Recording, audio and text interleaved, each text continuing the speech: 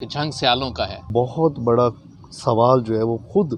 सियालों के ऊपर खुद भी खड़ा हो सकता है। तो इसकी क्या वजूहत हैं कि आप लोग बिल्कुल ही साइड पे हो गए? काफ़ी चीज़ें ये भी अभी इनको मार दिया जाए, फिर काफ़ी उन्होंने फैसला किया अभी मारा ना जाए। बड़ी अच्छी बात, आज काफ़ी लोगों को आज पता चल गया ना, लोग समझते हैं नवाबों के बच्चे भी नवाब और ये। तो मेरा मकसद ये है कि ये आज हमें आप बता दें कि आप भी कोई पढ़े छड़े हैं या फिर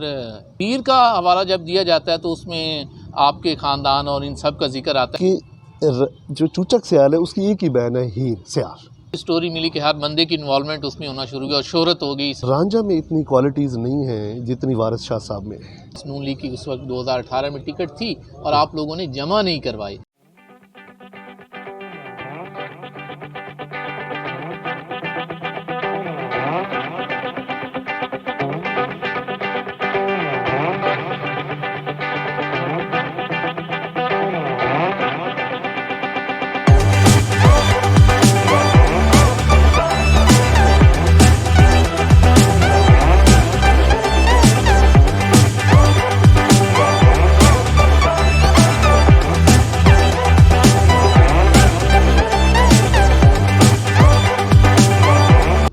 अस्सलाम वालेकुम। प्रोग्राम आपकी आवाज़ के साथ में हूँ आपका मेज़बान सैयद अदनान नूर। और आज जंग की जानी पहचानी शख्सियत में साथ तशरीफ़ रखते हैं नवाब खुर्रम खान सियाल साहब। जी हाँ, नवाब अमानुल्लाह खान सियाल साहब के फ़र्जंद। और आज नवाब साहब हमारे साथ नहीं हैं, लेकिन उनके फ़र्जंद जो नवाब खुर्रम खान सियाल साहब, इन्हें हम अपने प्रोग्राम में खुशामदीद कहते हैं। नवाब साहब,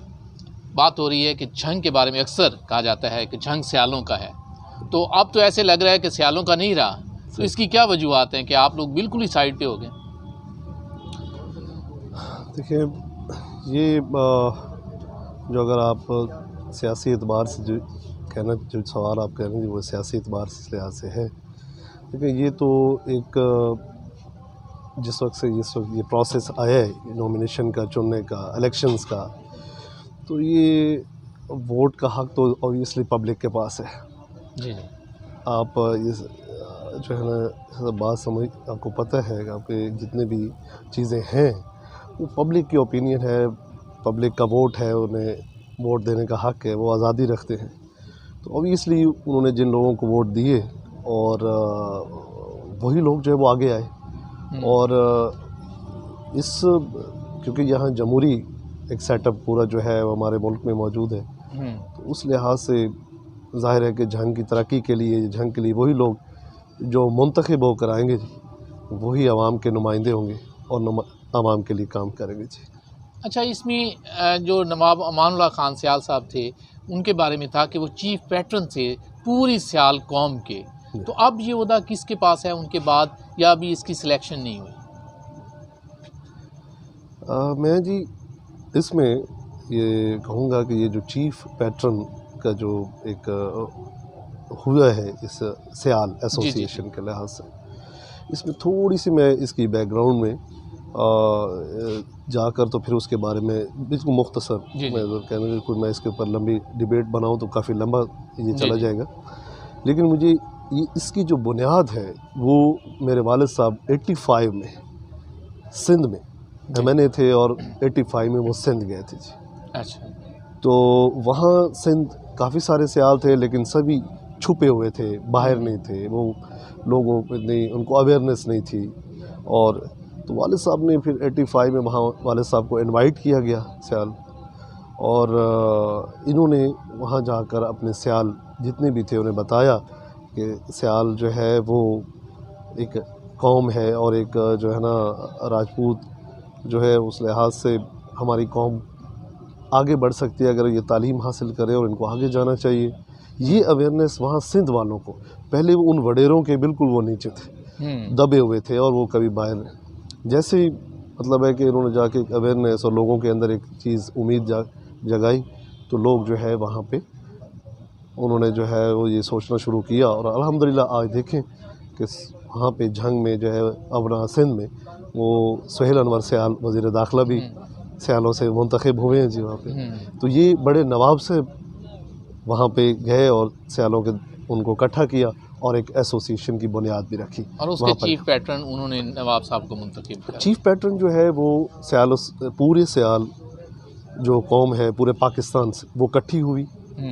और उन्होंने इकट्ठे होकर फिर जो है ये देखा कि जो चीफ़ पैटर्न है ये जो होगा हमारा, वो चीफ़ पैटर्न बड़े घर को बड़े भाई को होना चाहिए, ये उसके ऊपर जिसके ऊपर चीफ़ पैटर्न, क्योंकि चीफ़ पैटर्न जो है वो चीफ़ होता क्या बेसिकली तो चीफ़ मीन है, चीफ़ जो होता है वो बुनियाद होती है जी, किसी भी जो है ना वो चीफ़ बुनियाद होती है। तो मेरा ख्याल है कि एसोसिएशन की जो प्रोसेस है उसमें सदर से लेके और नीचे तक वो प्रोसेस अमल में लाते जाएंगे। बाकी मैं समझता हूँ कि अगर मुझे कोई इसमें, मैं नहीं कहता कि चीफ़ बड़े नवाब साहब अगर हैं तो उसके बाद कोई और, लेकिन ये मेरा ख्याल है कि अगर फ़र्ज़ करें ये कोई चीज़ करना चाहेंगे तो ये बहुत बड़ा सवाल जो है वो ख़ुद सियालों के ऊपर ख़ुद भी खड़ा हो सकता है, क्योंकि सियाल, ये मैं समझता हूँ कि जो है ना अगर कोई कौम भी अपनी बुनियाद खो देती है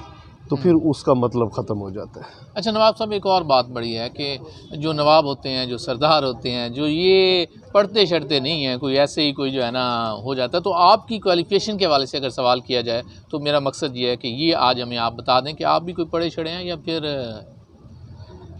जी बिल्कुल, मैं थोड़ा सा इसमें बता दूं कि नवाबों के लिहाज से जो बात हुई है जी, तो मैं उसमें अगर मैं मेरे दादा जो है जी जी हबीबुल्लाह ख़ान और उनके भाई बड़े जो अनायतुल्लाह ख़ान थे ना, नवाब अनायतुल्लाह ख़ान, नवाब सरफराज ख़ान, वो दोनों जी नवाब ऑफ कालाबाग अमीर मोहम्मद ख़ान के एचिसोनियन क्लास फेलो भी थे जी। अच्छा माशाल्लाह। एचिसोनियन थे ये। अमीर मोहम्मद ख़ान कालाबाग वाले गवर्नर जो थे ये उनके अपने अल्फाज हैं, उनके अपने वर्ड्स हैं कि उन्होंने ये कहा था कि ये अनायतुल्लाह ख़ान मेरा क्लास फेलो था। तो ये मुझे भी एक मतलब है कि किसी बुज़ुर्ग ने एक बात करते हुए तो वो इसका इजहार किया, वो रिटायर्ड DIG थे। अच्छा। उन्होंने ये स्टोरी मुझे बताई कि आपके जो दादा थे नवाब अनायतुल्लाह ख़ान और अमीर मोहम्मद ख़ान गवर्नर जो है जी जी कालाबाग वाले, वो क्लास फेलो थे। अच्छा माशाल्लाह। उसके बाद मेरे वालिद साहब जो हैं वो लासाल स्कूल फैसलाबाद से भी वो पढ़े हैं जी। उन्होंने अपनी एजुकेशन हासिल की, फिर फॉर्मनाइट भी रहे, FC कॉलेज में भी गए। मैं ख़ुद जी एचिसोनियन भी रहा जी। अच्छा माशाल्लाह जी। उसके बाद जब जंग में थोड़े हालात के जो 90s में आपको पता है जंग के कुछ इस तरह के हालात, उस वक्त मुझे कुछ अरसे के लिए जंग में भी गज़ाली स्कूल में भी तालीम हासिल करनी पड़ी जी। यहाँ मतलब स्कूल मैंने गोजरा रोड पे गज़ाली स्कूल, उसमें मैंने जी जो है ना एजुकेशन अपनी हासिल की। उसके बाद मैं गज़ाली के बाद मैं लॉरेंस कॉलेज मरी में जी मैंने जो है ना वहाँ से जाके लॉरेंस कॉलेज मरी से की, और दैन ग्रेजुएशन मैंने जो है अपनी फॉर्मनाइट, मतलब मैं फॉर्मनाइट था FC कॉलेज से मैंने जो है। ये बड़ी अच्छी बात, आज काफ़ी लोगों को आज पता चल गया ना, लोग समझते हैं नवाबों के बच्चे भी नवाब और ये लेकिन आप पढ़े लिखे माशाल्लाह उसमें। अच्छा एक और बात बड़ी अक्सर हमें मिलती है कि जंग की जो पहचान देखी जाए तो नवाबों से भी है, हज़रत सुल्तान बहू से भी है, और इसी तरह लोगों का ख्याल है कि हीर रांझा से भी बड़ी उस जो है ना जंग को बड़ी शोहरत मिली। बादशाह की बड़ी मशहूर दास्तान है, तो हीर का हवाला जब दिया जाता है तो उसमें आपके ख़ानदान और इन सब का जिक्र आता है, तो इसमें हकीकत क्या है? असल में बादशाह की इस दास्तान तो उन्होंने लिख दी, लेकिन हकीकत आज आप बता दें। तो बड़ा ये तो आपने, चले ये मुझे पता है ये बड़ा मुश्किल सवाल है, बहुत से लोग इस पे नाराज़ भी होंगे आपके ही ख़ानदान के, लेकिन मैं चाह रहा हूँ आज आप बैठे हैं तो आप बता दें। जी बिल्कुल, मैं आज अपने, मेरी उन सब से मादरत भी है, कोई पता भी नहीं है, मैं उनसे मादरत भी करता हूँ, लेकिन सवाल है। बिल्कुल, ये बड़ा अच्छा सवाल है आपका, और ये मैं समझता हूँ कि आपने अच्छा किया कि एक तारीख़ जो है ना आज इस इंटरव्यू में ये तारीख़ भी दोहराई जाएगी। बिल्कुल मैं इसको मुख्तसर करूँगा क्योंकि इसका थोड़ा शॉर्ट में मैं आपके इंटरव्यू में, ताकि वो जो इतनी गुंजाइश है उसके लिहाज से भी मैं करूँगा। ये जो हीर रांझा, वारिस शाह वॉज द राइटर, जी जी वो एक लेखक थे, ऐसे ही ये तारीख़ में मिलती है जी। वारिस शाह साहब ने ये एक कथा जो लिखी, एक जो मतलब है कि हीर रांझा, उसमें उन्होंने एक दास्तान पूरी किताब ही एक विषय, इसमें जो मुख्तसर जो सारी चीज़ें इसमें आती हैं कि वारिस शाह साहब ख़ुद एक मोहब्बत में जो थे वो गिरफ़्तार थे, और एक मोहब्बत उनके, वो किसी से मोहब्बत और करते थे इलाका, अपने इलाके में, उस इलाके, वहाँ से जो वडेरे थे जिनके घर, वो घर क्योंकि बहुत बड़ा था और वारिस शाह साहब गरीब घर से थे और वो घर काफ़ी बड़ा था, तो वहाँ पे ये चीज़ हुई और उन काफ़ी चीज़ें ये भी अभी इनको मार दिया जाए। फिर काफ़ी उन्होंने फैसला किया अभी मारा ना जाए, तो उनको जो है ना यहाँ से मतलब है कि बदर कर दिया जाए, यहाँ से वो छोड़ के चले जाए इलाका। फिर शाह साहब को वो इलाका छोड़ना पड़ा, वारिस शाह साहब को। और वारिस शाह साहब आते हैं राजा चन्नी वट के इलाके की बाउंड्री में अंदर आते हैं जी, वहाँ से सफ़र करते। राजा चन्नी वट जो था वो आज चिनियोट के नाम से डिस्ट्रिक्ट मौजूद है जी। राजा यहाँ पे राजा चन्नी वट की हुकूमत थी जी। राजा चन्नी वट जो है उन्होंने इनको उनकी मतलब ये असीर बना लिया ना, उन्होंने असीर बना लिया और उन्होंने गिरफ्तार कर लिया, जिससे ही वो नाम में थे। और उससे वज़ीर उनके पास आए, राजा ने कहा कि अगर ये किसी हमारे काम के हैं तो ठीक है, अदरवाइज़ ये जासूसी करने भी आ सकते हैं।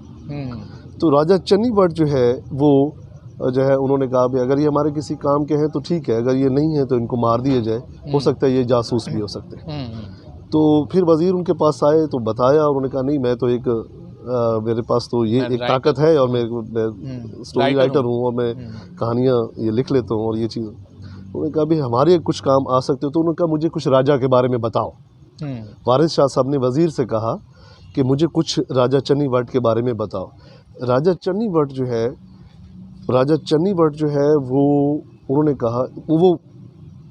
वज़ीर ने आगे उनके आगे बयान किया कि जो राजा चन्नी वट है उनकी सख्त दुश्मनी है चूचक सयाल से। अच्छा। जो राजा चूचक सयाल है ना जी, जो चूचक सयाल है वो मतलब है कि कमांडर, चूचक सयाल हिस्ट्री में कमांडर रहा है सयाल आर्मी का, ठीक है, वो कमांडर रहा है। तो चूचक सयाल जो था वो काफ़ी ज़्यादा उसकी हद में जा, चूचक सयाल जो है वो चन्नी वट को कभी आगे बढ़ने ही नहीं देता था। तो ये हर वक्त उन्होंने कहा जी हम कमोबेश को 12-18 हमले कर चुके हैं लेकिन हम नाकाम गए, चूचक सयाल काबू में नहीं आ रहा, चूचक सयाल काबू नहीं। तो फिर उन्होंने कहा कि मैं उसके बारे में मुझे कुछ दिन की मोहलत दी जाए ताकि मैं उनके बारे में कुछ वहाँ जाके जान सकूँ। अच्छा। तो वारिस शाह साहब क्योंकि एक तरफ वहाँ से वो प्रेशर भी, वो जाते हैं, उनको छोड़ दिया जाता है, वज़ीर कहता है ठीक है लेकिन कोई काम करके दिखाएं तो हम इसके बाद, तो वो जाते हैं जी। वारिस शाह साहब फिर सारा माहौल वहाँ पे चूचक सयाल के मुतलका जितना भी माहौल था वो उसको ऑब्जर्व करते हैं, उसको ऑब्जर्व करके देखते हैं, उसको देखते रहते हैं। वहाँ पे वो क्या देखते हैं कि गरीब सा रांझा जो है वो एक भैंसों का नौकर है, भैंसे होता है उसे, और उसे क्या होता है उसे घर, वो उसके बारे में क्या है कि वो उसे घर से रोटी भी अच्छी मिलती है, वो खुश भी है, और वो घर से कैसे मतलब वो निकलता है फिर भैंसों को लेके वो दरिया चनाब के किनारे चला जाता है उसे। तो रांझा जो है वो अपने उसमें, और ये फिर वो उसको ये भी मालूम होता है वहीं से वो जिस तरह वो इकट्ठी करते हैं, वो सोचो उनकी कलेक्शन में वो आती वो चीज़ें भी उनके जो कि जो चूचक सयाल है उसकी एक ही बहन है हीर सयाल। अच्छा। हीर सयाल उसका मतलब है कि उसकी एक ही बहन है हीर सयाल। और ये हिस्ट्री ये बताती है कि she was a very very Payas woman, history जो उसके बारे में। तो खैर वो जनाब शाह साहब जितनी भी वो चीज़ें हैं वहाँ से वो लेकर वो वापस, इसमें कुछ और भी चीज़ें हैं लेकिन मैं इसको क्योंकि अपने प्रोग्राम के लिहाज से वो यहाँ तक जान के वापस जाते हैं, वो वापस चले जाते हैं क्योंकि ओबियसली उनको ये कहा जाता है कि हम आपको मतलब है कि ये वक्त दे रहे हैं और चीज़ें होती हैं। तो शाह साहब जो है ना ये सारी चीज़ें वहाँ से मतलब है कि वो लेकर और वो फिर वापस जाते। जब शाह साहब दोबारा उस जाते हैं तो वो बताते हैं कि इस तरह है और ये आपसे हथियार से तो नहीं गिर सका, मतलब आप इसको जंग से नहीं हरा सकते क्योंकि वो बहुत ताकतवर है चूचक सयाल जो है उसे, तो आप जो है ना इसको इज़्ज़त के लिहाज से, इज़्ज़त से इस जगह का मैं ये काम करूँ, इससे मैं अगर ये हमला करूँ तो ये मतलब इस लिहाज से हो जाए। तो ये जानो तो उसके ऊपर वो काफ़ी खुश भी होते हैं और वो कहते हैं कि अगर ये आप कर दें तो इस लिहाज से जो है ना फिर आपको ये आपकी जान बख्शी कर दी जाएगी और आपको छोड़ दिया जाएगा। तो वारिस शाह साहब कहते हैं कि वारिस शाह साहब ये तारीख़ में जो चीज़ें वारिस शाह साहब रात को जो है ना जिस रात के आलम में और इससे उनके ऊपर कपकपी तारी हो जाती है। अच्छा। वारिस शाह साहब के ऊपर वो रात को उठते हैं वारिस शाह साहब से। तो वारिस शाह साहब कहते हैं कि मैं एक, क्योंकि मैंने बताया कि हिस्ट्री में ये बताती है कि हीर एक बहुत ही पायस वुमन थी, मैंने पहले आपको बताया कि बहुत ही नेक और परहेज़ खातून थी उसे, तो शाह साहब को ये अल्हाम और उनके ऊपर ये कपकपी तारी इस वजह से हुआ कि वो एक नेक औरत है, नेक औरत पर कोई इल्ज़ाम की ज़द में आप जो करने जा रहे हैं ये कुछ है। और वारिस शाह साहब की खुद भी वो इन चीज़ों के ऊपर एक मान और उनका ईमान था, अकीदत थी उनकी। तो वारिस शाह साहब को एक तरफ जो है खौफ था, राजा चन्नीवट के खौफ तो ही था, और दूसरी तरफ जो है ना ये अपनी जान बख्शी के लिए उन्हें सारी चीज़ें कर। तो वारिस शाह साहब बेसिकली क्योंकि वो खुद भी एक ऐसी चीज़ में इन्वॉल्व थे, तो उन्होंने उस करैक्टर को ऐसे लिया, इस स्टोरी के इस करैक्टर कहानी के इस करैक्टर को ऐसे लिया कि उसमें रांझा को उन्होंने उस एक करैक्टर रांझा का बनाया और दूसरे करैक्टर में हीर को रखा। और ऐसे उन्होंने ये एक प्रेम कहानी जो लव कहानी है, इस लव का उन्होंने एक इस वो जो कहानी जो वारिस शाह साहब के अंदर थी, जो वो रूह से समझते किसी से मोहब्बत करते थे और वो जो ना उसे जो समझ, तो वो कहानी जो वो उनके ऊपर सेम थी, वो उन्होंने अपने कैरेक्टर वो उनके ऊपर हीर और रांझा के ऊपर उन्होंने वो कैरेक्टर बना दी और वो एक तारीख बन गई। आपने देखा स्टोरी की। आज हमारे नाजरीन जो ख़ास तौर पर मेरे हैं, उन्हें ये स्टोरी कम से कम नवाब साहब ने क्लियर करने की भी कोशिश की और इसके हक़ाइक़ भी बताए। नवाब साहब से मैं ये जानना चाहूँगा कि ये इतनी पुरानी स्टोरी है, तो इन्हें इसकी हम किस तरह इसकी दलील दे पाएंगे कि यही असल में हक़ और सच था जो आप बता रहे हैं? देखिए, ये एक बेसिकली ये जो कहानी है या ये स्टोरी है, बिल्कुल उसमें एक लव का आंसर, मोहब्बत का आंसर, जिस तरह मतलब है कि उससे पहले जूलिया रॉबर्ट की भी आप समझते हैं कि इस तरह स्टोरीज़ काफ़ी सारी हैं जो तारीख़ में पहले से रही हैं। और इस स्टोरी में ये एक स्टोरी उस वक्त ये भी था कि एक हर तरफ जंगी माहौल भी था और चीज़ों में जैसे ये वारिस शाह साहब ने ये कहानी का ये सारी जो चीज़ लिखी और तो ये लोगों में बहुत पसंद हुई, इसको अप्रिशिएट किया लोगों ने और लोग तारीख़ के साथ जो है ना काफ़ी जंगी माहौल भी था वो भी, और ये एक नई स्टोरी मिल गई और इस किस्म की स्टोरी मिली कि हर बंदे की इन्वॉल्वमेंट उसमें होना शुरू हो गया और शोहरत हो गई इस हवाले से। जी, इसके ऊपर कोई भी मतलब है कि मैं नहीं समझता कि मैं कोई जो है ना कोई इस तरह की बता रहा हूँ कि किसी को ये क्लियर करने के लिए कोई ज़रूरत नहीं है इस चीज़ की। इसको मेरे ख्याल तारीख़ में इसको क्लियर करने की ज़रूरत नहीं है, लेकिन क्योंकि मेरे ऊपर ये क्वेश्चन आपकी तरफ से आया तो मुझे ये थोड़ा सा इसलिए भी देखें, रांझा में इतनी क्वालिटीज़ नहीं हैं जितनी वारिस शाह साहब में हाँ, ये तो थी। मतलब सॉरी, रांझा तो एक भैंसों का एक नौकर था जी, मतलब उसमें इतनी सोच और इतनी अकल और वो कहाँ से मतलब है कि जो है ना वो आ सकती जो है ना कि वो इस तरह के तो मैं समझता हूँ ये लव स्टोरी लिखने वाले की ताकत थी और वो महसूस करने वाली कि जो मोहब्बत का असल मतलब जो समझ सकते थे जैसे, तो वो वारिस शाह साहब भी थे जो मतलब है ये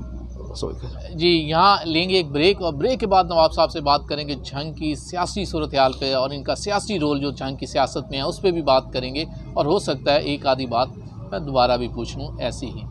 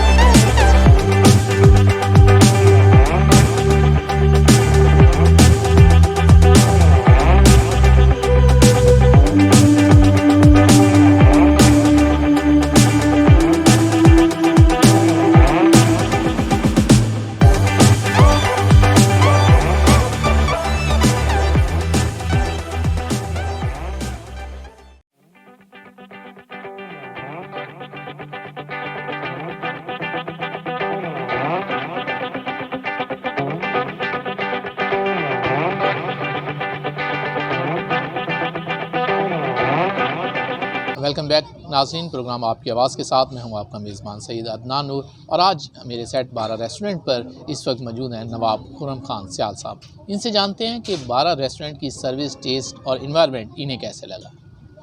जी नवाब साहब। कैसा लगा यहाँ? मैं शाह साहब इससे पहले भी एक दफ़ा यहाँ आ चुका हूँ। मेरे एक दोस्त थे जज, तो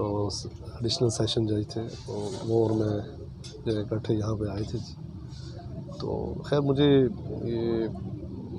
जो इन्वायरमेंट है उस लिहाज से अगर झंग में बड़ा ही अप्रिशिएटिंग है। और जो है जिस तरह के ये बाहर हमारे डिस्ट्रिक्ट्स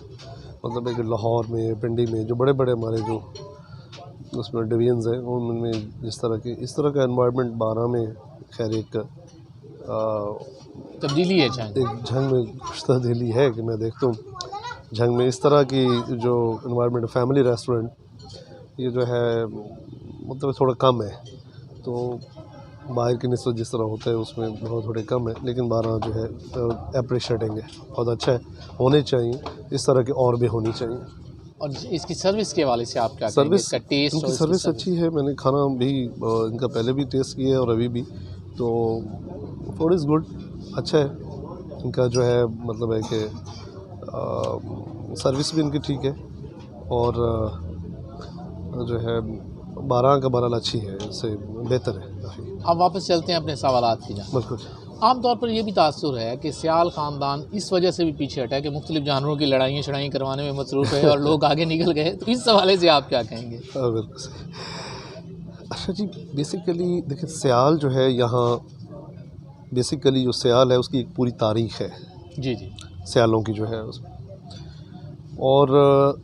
मैं समझता हूँ कि ये जो शौक़ जो इस तरह के नेज़ाबाजी है, घुड़सवारी यानी कि उसमें है, या ये डॉग फाइटिंग वगैरह रही है, ये एक सकाफ़ती शौक़ तारीख़ से चले आ रहे हैं। मतलब हिस्ट्री में एक जो कन्वर्ट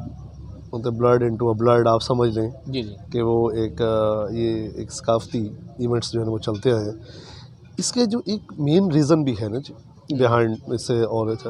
ये सकाफ़ती जितने भी जो है ना फेस्टिवल या जो भी ये चीज़ें हुई होती हैं, ये बेसिकली होता है कि लोगों को मतलब एक एनवायरनमेंट मुहैया करना और लोगों को एंटरटेनमेंट के लिए, और उनको जो है वो ताकि जो है ना लोग उसमें ज़्यादा से ज़्यादा हिस्सा भी लें, इकट्ठे भी हों, लोग मिलते थे, और लोग जैसे जैसे ऐसे इवेंट्स पे आते थे एनवायरनमेंट जिस तरह इस तरह की एंटरटेनमेंट में मिलती थी, तो लोग वहाँ इकट्ठे होते थे, एक दूसरे से मिलते भी थे और एक दूसरे से मतलब है कि वो, और दूसरा वो उस वक्त जो है इन चीज़ों से यानी यही फार्मूला है कि अवाम को, गरीब अवाम को मेलों ठेलों पे मसरूफ़ रखें। जैसा कि अब गवर्नमेंट भी ऐसे कर रही है कि महंगाई के इस तूफ़ान में भी पूरे पंजाब में जश्न 12 के नाम पे फेस्टिवल लगाने शुरू कर दिए हैं। एक साइड पर हम बिल्कुल वीक हो चुके हैं, हमारी माशी सूरत हाल डाउन है, और दूसरी साइड पर ये कहा जा रहा है कि अवाम के लिए मेले ठेले लगाने शुरू कर दिए जाएँ ताकि तवज्जो हटाई जाए। मुझे ये लगता है आप भी इसी साइड पर बात करें। बिल्कुल आप ठीक कह रहे हैं कि यही है कि ये देखें ना जी कि अभी गवर्नमेंट भी खुद ही कि ये जो है ना इस तरह के वो प्रोग्राम किए जाएँ, और ताकि लोग जो है ना वो ज़्यादा से ज़्यादा जो है ना दूसरी चीज़ों से खेल की जानिब भी, और ये इन चीज़ों की तरफ भी उनकी तवज्जो रहे जी। बेसिकली इंसानी ह्यूमन नेचर भी है ना शाह साहब कि चीज़ें जो है ना, इंसान अगर बिल्कुल एक ही चीज़ की तरफ वो चलता जाए तो वो चेंज हमेशा इंसान जो है वो नेचर के लिहाज से थोड़ा चेंज चाहता है। अब बात करते हैं थोड़ी सियासी सूरत हाल पे कि आप 2013 के इलेक्शन में आज़ाद हैसियत से इलेक्शन लड़े, फिर 2018 में भी आपने इलेक्शन में हिस्सा लिया, और लोगों का ये कहना है और आपके बारे में ये तासुर है कि आपके पास नून लीग की उस वक्त 2018 में टिकट थी और आप लोगों ने जमा नहीं करवाई। तो इस हवाले से आप क्या कहेंगे कि नून लीग की टिकट पर आप लोग क्यों ना इलेक्शन लड़ सके? क्योंकि शाह साहब आपने दोनों इलेक्शंस का जिक्र किया एट अ टाइम, और उसी में 2 क्वेश्चन भी आपने कह दिए जी, तो मैं चले दोनों का ही इसमें मैं 13 में आज़ाद हैसियत से लड़ा जी, तो जो है वहाँ पे नून लीग के कैंडिडेट भी थे और पीटीआई के भी थे जी, और भी आज़ाद हैसियत से कैंडिडेट, लेकिन मैं 13 में इलेक्शन मैंने जीत लिया। आज़ाद हैसियत के बाद उसके बाद फिर यही फ़ैसला हुआ कि मैं नून लीग ज्वाइन करूं, ताकि हमारे जो हल्के के काम हैं, जो महरूमियाँ हैं, जो हल्के में काम, उसको दूर किया जाए। तो इसलिए पार्टी, क्योंकि गवर्नमेंट उस नून बना रही थी, तो इसलिए फिर मैंने अपने हल्के के मतलब अपने आवाम से, अपने लोगों से और सबसे ये मशावरत के बाद फिर हम नून लीग का ही फ़ैसला, उस वक्त हमारी जो लोग थे, हमारे जो ग्रुप के लोग थे, सब ने मिल के ये फ़ैसला किया कि हमें गवर्नमेंट में शामिल रहना चाहिए ताकि जो है ना हम अपने हल्के के इलाके के लोग काम करवा सकें। 2018 में जो टिकट के हवाले से जो बात हुई है, बस उस वक्त कुछ ऐसा इस तरह का फ़ैसला भी मतलब है कि वो हुआ जी, कि जो है वो शायद उस वक्त के तहत ये थोड़ा मैं इसका जो तफसील आपके ग्रुप का, जहाँ तक मुझे पता है कि आपके शायद पूरे ग्रुप ने झंग में ये फैसला किया था कि हमने नून लीग पे नहीं, तो उसमें आप भी फंसे हुए थे। जी, बेसिकली जो ये ग्रुप है ना जी, पहले तो मैं थोड़ा सा उसके ऊपर क्योंकि शायद साहब आपका जो बार जोर है वो ग्रुप के ऊपर है, जी जी। तो मैं थोड़ा सा इस ग्रुप के ऊपर थोड़ी सी ब्रीफिंग ये देना चाहूँगा कि ये जो ग्रुप है ये इससे पहले ज़िला चेयरमैन जो ज़िला का इलेक्शन है उससे पहले ये कोई ग्रुप नहीं था। जो झंग में ज़िला का जो इलेक्शन था उससे पहले ये कोई ग्रुप नहीं था। ये उसी ज़िला चेयरमैनी के दौरान ही ये मतलब है कि हम जो एंटीज़ जो थे वो इकट्ठे हुए और उनके जो है साहबजादगान जो है उस वक्त, क्योंकि वो भी कैंडिडेट थे, और उसके हमने एंटी एक अलायंस बनाया हमने। ये ज़रा मैं इसको थोड़ा सा ग्रुप, क्योंकि बार बार ग्रुप के ऊपर आप कर रहे हैं, तो मैं थोड़ा उसको कह रहा हूँ कि आप चाहे इसको आप ग्रुप की शक्ल दे लें या आप इसको एक अलायंस का, एक वक्त के लिए एक अलायंस का ठीक हो आप दे सकते हैं, इसको नाम दे सकते हैं जी। तो ये एक उस वक्त सिर्फ एक अलायंस मैं समझता हूँ कि इसको आप ग्रुप तो नहीं कह सकते, इसको आप अलायंस कह सकते हैं कि ये एक अलायंस था और वो ये ज़िला डिस्ट्रिक्ट चेयरमैनी किया। उसको देखें हमने कामयाबी भी हासिल की उस अलायंस के साथ जो है। उसके बाद ये इलेक्शन 2018 आ गया, उसमें जो है कुछ ऐसी चीज़ें हैं जो मतलब है कि टिकट्स जो है ना, शायद उस वक्त यही था कि शहर से, क्योंकि 2-3 एक MNA थे और 2 MPA जो नीचे शहर से आउटर जो थे उसमें मौजूद थे। उसमें ज़्यादातर यही था कि अगर आज़ाद हैसियत से, क्योंकि पोजीशंस इस तरह आ रही थी कि जिस तरह के मियां नवाज़ शरीफ को जो है वो हटाया गया, या मियां नवाज़ शरीफ को जो है वो इस तरह से, इसके बाद सिचुएशन थोड़ी बिल्कुल चेंज हो गई जी। मतलब है कि जो नज़र आ कहा जा सकता है क्या वो मजबूरी थी कि उस वक्त आज़ाद हैसियत से अगर सामने आ जाए सिचुएशन बिल्कुल ही, मतलब एक स्लोली एक चेंज होती है, एक मतलब बिल्कुल ही उलट हो जाता है उसके, कि इंसान जो उम्मीद कर रहा होता है या कुछ होता है उससे बिल्कुल बरक्स बात निकल जाती है। तो उस वक्त शायद ये भी चीज़ें थी कि मतलब है कि जो मामलात हैं वो इस तरह भी थे कि अगर इंडिपेंडेंट लड़ लिया जाए, और एक दफ़ा उसको, और आवाम के अंदर थोड़ा रिएक्शन भी चीज़ों में था कि पार्टीज़ वाइज, और वो चीज़ें भी चल रही थी। नून लीग दबाव में भी थी नून लीग काफ़ी दबाव में भी थी। अच्छा, आप मुझे ये बताएं कि इस वक्त महंगाई का एक तूफ़ान है और इसमें PDM और नून लीग सारे मिक्स होकर PDM की शक्ल में बन चुके हैं। लोगों के जहन में इस वक्त ये है कि ये एक बड़ी दबाव में और इसका टिकट लेना महंगा पड़ सकता है। तो अगर अब आपको नून लीग की टिकट की ऑफ़र हो तो इस सूरत हाल में आप नून लीग के टिकट पर इलेक्शन लड़ने के लिए तैयार हैं? देखिए, मैं पहले, क्योंकि ऑलरेडी मैं नून में पहले रहा भी, आपको बताया कि नून में उसमें मैंने इससे पहले जो है जमात ने मुझे ज़िमनी इलेक्शन में भी, मैंने ये जो ज़िमनी इलेक्शन एक बीच में आया था, आपने देखा था, तो उसमें भी जमात ने मुझे बुलाकर ये कहा था कि आप जो है ना इलेक्शन ना लड़ें, और जो है आप अगर इलेक्शन हमारा, क्योंकि हमने एक टिकट दे दी है, तो आप मेहरबानी करें इलेक्शन ना लड़ें और सपोर्ट करें। मैंने कहा जी ठीक है, ये जमात की एक बात तो मैं मान लेता हूँ कि मैं जो है इलेक्शन नहीं लड़ता, लेकिन दूसरी तरफ है कि मैं आपके कैंडिडेट को सपोर्ट करूँ या उस कैंडिडेट को, तो ये थोड़ा मेरे ग्रुपिंग के लिए, क्योंकि मैं हमेशा उनके अगेंस्ट रहे हैं, उनके मुखालिफ रहे हैं, और हमने हमेशा उनके मतलब, तो इसलिए थोड़ा ये मुश्किल हो जाएगा कि उस वक्त, क्योंकि मेरे जो था इस पे फैमिली में जो भी मतलब वालिद साहब थे, मेरे कज़न थे नवाब अमानुल्लाह खान सयाल, और जो है ना उन्होंने, और मेरे कज़न है बाबर खान सयाल, यानी मिल के चलना आपके लिए एक मुश्किल काम था। आपने ये इजी समझा कि चलें बैठ जाते हैं, उनके जो है ना सामने इलेक्शन नहीं लड़ते, ये ज़िमनी इंतखाबात हैं। अब अगर नून लीग टिकट देती है या वो कहते हैं आपको, या आप खुद लड़ना चाहेंगे क्या नून लीग की टिकट पर? सवाल ये है। देखिए, ये जमात अगर इसमें मुझे दोबारा कहती है कि टिकट के से लड़ने के लिए, तो उसमें मुझे कोई एतराज़ तो नहीं है मैं इसमें उससे, लेकिन एज सच कुछ चीज़ें ऐसी हैं शाह साहब जो मैं शायद आपके इंटरव्यू में थोड़ा सा मतलब इसको ज़रा तफसील से नहीं बता सकता। ये बड़ी मादरत से, उसकी वजह क्या है कि कुछ ऐसी चीज़ें हैं मैं इसमें बता सकता हूँ, हालांकि मैं अगर कोई अपने दिल की इस तरह की बात करना चाहूँ तो वो इसमें, लेकिन मैं चाहता हूँ कि इसको शायद सब फिर किसी इंटरव्यू में मैं आपको चलें बहुत सी बातें हैं जो, क्योंकि इंटरव्यू लेंथी हो रहा है तो इसमें काफ़ी ऐसी बातें हैं जो हम बाद में भी उस पर बात हो सकती है। मुझे ये बताएं कि जब आप MP रहे हैं तो उस वक्त झंग के लिए आपने कोई एक ऐसा काम किया जिसे आप समझते हो कि आपके लिए भी काबिल फ़ख्र है और झंग की आवाम को भी उसका फ़ायदा हुआ? मेरा शायद मैं क्योंकि MP की हैसियत से 2013 में मैंने नून लीग जाके ज्वाइन, आज़ाद हैसियत जीता, लेकिन मैंने जाके नून लीग ज्वाइन की। एक चीज़ मैं हमेशा यहाँ पे पुट करूँगा कि झंग के हवाले से जो मैंने 2013 में अपने उस एक मीटिंग हुई थी मियाँ शहबाज शरीफ ने वो ली थी। उस मीटिंग में मुझे ये लग रहा था, मुझे इस तरह की खबरें थी कि मियाँ साहब जो है ना वो कुछ ऐसा देना चाहते हैं कि अगर आप अपने डिस्ट्रिक्ट के लिए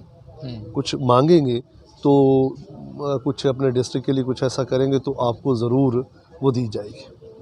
तो इससे उस मीटिंग से पहले मैंने अपने वालिद साहब से मीटिंग की, मैंने उनसे मीटिंग की और उन्होंने फिर मुझे कुछ पॉइंट्स भी बताई और मैंने फिर उसी के मुताबिक अपनी जजमेंट को तीन मेरी लास्ट में बारी आई थी। मियाँ शहबाज शरीफ वो मीटिंग चेयर कर रहे थे और मेरी लास्ट में बारी आई, सब MPs जब बिल्कुल, तो लास्ट में बारी में मैंने मैंने कहा जी मेरा कोई लेकिन मेरी सिर्फ 3 झंग के लिए एक मैं चाहूँगा। उस वक्त मैंने कहा जी कि सबसे पहले तो ये है कि जो झंग यूनिवर्सिटी है, झंग यूनिवर्सिटी सब, क्योंकि किसी भी जगह की जो बेसिक चीज़ है, वो बुनियादी चीज़ है, वो एजुकेशन है और हेल्थ है, जो बेसिक चीज़ें जो भी किसी भी, तो उसमें जो एजुकेशन के लिहाज से झंग में वो यूनिवर्सिटी झंग अगर आप हमें यूनिवर्सिटी दे देते हैं उसके लिए तो ये हमारे, ये मेरा एक पहला पॉइंट था। ठीक होगा। सेकंड मेरा पॉइंट था ये था कि जो इस दफ़ा फ्लड आया है, फ्लड के लिहाज से हमें काफ़ी ज़्यादा जो है वो मतलब है कि ख़जाने से बहुत कुछ उसके ऊपर ख़र्च करना पड़ा है, जो कि ख़जाना इसी आवाम की पब्लिक का, जबकि हम अगर हम या ये कर दें कि इस रिवर को जो है ये क्योंकि सिल्ट हो चुका है, ये भर चुका है, या इसकी सफाई कर दी जाए या इसको मतलब है थोड़ा खुदाई वगैरह करके इसकी सफाई कर ली जाए, और तो ये अपना रास्ता जो है दरिया बना लेगा, फ्लड अपना जो रास्ता बनाएगा इस लिहाज से, तो या ये किया जाए कि इसके जो हेड ट्रिम हुए इसके गेट बढ़ा दिए, एक्सटेंशन की जाए, गेट जैसे इसकी एक्सटेंशन की जाए, इसकी जो गेट बढ़ा दी जाए, इसकी एक्सटेंशन की जाए। ये मेरा उनके साथ था कि इसको जो है ना सेकेंडली अगर बढ़ा दीजिए तो फ्लड जो है वो इजीली पास हो जाएगा, तो लोगों को ये नहीं होगी कि और अल्हम्दुलिल्लाह वो आपके सामने है कि ये मेरे और तीसरा मेरा ये था कि झंग के मेडिकल कॉलेज, मैंने मेडिकल कॉलेज के लिए उन्हें कहा जी कि मेडिकल कॉलेज का एक सबसे बड़ा हमें एडवांटेज ये भी था कि हमारे जो DHQ के लिहाज से है ये मेडिकल कॉलेज यहाँ पे अगर इसकी वो हो जाती और वो इसकी रिकमेंडेशन कर देते हमारे CM, तो मैं ये समझता था कि फिर हमारे लिए ये जो हेल्थ के इश्यूज़ हैं ये अपने ही डिस्ट्रिक्ट में ये हमारी डिस्ट्रिक्ट के अंदर ही सारी चीज़ ये 3 पॉइंट यानी कि आपने वहाँ ये 3 पॉइंट अगर तारीख़ में खुर्रम सियाल के नाम से मिनट्स में नहीं लिखे हुए, मैं फिर ये दोहरा रहा हूँ, अगर ये 3 पॉइंट मैं बड़े ही और मैं इस बात पे कायम हूँ कि ये 3 पॉइंट पर ऐसे नहीं कि ज़बानी कलामी, ये आपकी निशानदेही पे सारा मेरी ज़बान पे भी ना, मेरी सिंपल ये है कि वो DC के मिनट्स उठवाएं, सिर्फ DC के मिनट्स वो ये CM के जो मिनट्स हैं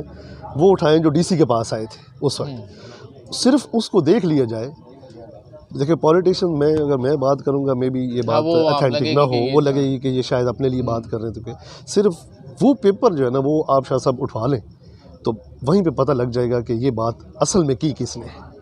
बहुत शुक्रिया नवाब साहब, आपने अपने कीमती वक्त में से हमारे इस प्रोग्राम के लिए टाइम दिया। बातें बहुत सी थी नवाब साहब से, सवालात मैं बहुत से करना चाह रहा था, लेकिन कुछ बचा लिए हैं कि कोई नेक्स्ट टाइम जब हम इंटरव्यू करेंगे तो उसमें बाकी बातें भी की जाएंगी। आज जिन बातों को हमने इनसे जिनका जवाबात लिए, उनमें से अगर किसी को हमारी ये बात कोई अच्छी न लगी हो, ख़ास तौर पर मेरे सवालात के हवाले से, तो उसके लिए मैं एडवांस माज़रत चाहूँगा। इसके साथ ही अपने मेज़बान सैयद अदनान नूर को इजाज़त दीजिए। अल्लाह ने के बाद।